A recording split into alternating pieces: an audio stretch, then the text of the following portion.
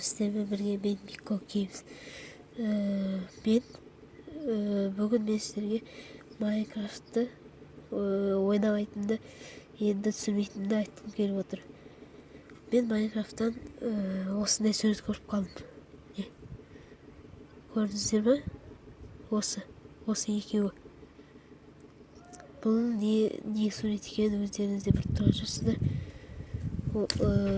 Сондықтан бұл ойын жаман екенін мен түсіндім. Сондықтан мен осы Майнкрафттан басқа ойын түсіргім келіп отыр. Қандай ойын түсірейін, комментарийға жазып кетіңіздер. Мен міндетті түрде оқып, сол ойынмен видео түсіретін боламын. Сіздермен болған Микко Геймс. Сау, сәлеметті болыңыздар.